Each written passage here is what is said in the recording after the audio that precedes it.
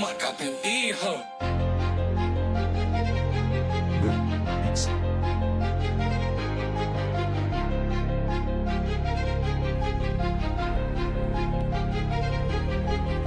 Na Tatrov sa blízka, ľudia nemajú čo dať do huby. Kradne sa tu na každom rohu a ja som budúcnosť slovenskej hudby.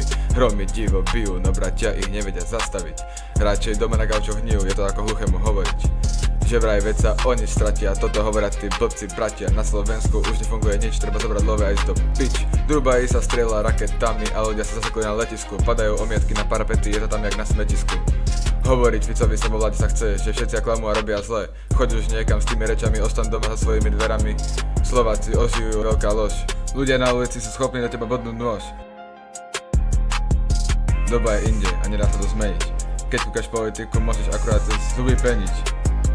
To Slovensko našiel, dosiaľ tvrdo spalo. A nikdy už nebude pokoj, za Ficovej vlády už toho veľa rozkrádalo. Blesky hromu divo bijú, že zmeniť to tu treba.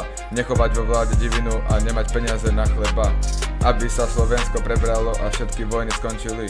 Prajem, aby sa to stalo a ľudia si tam dobro robili. V tejto dobe na ulici sama faloš a zloba. Diaľnice na Slovensku nie sú a peniaze úroba. Neber zo štátnej pokladnice a správ tu cesty, inak na uliciach neskončia protesty. Slovensko taká krásna krajina, na potom to masakry dopadne ako Ukrajina, že má tu robiť, nezamestnanosť ide hore. Modernizovať štát treba a robiť pokroky more.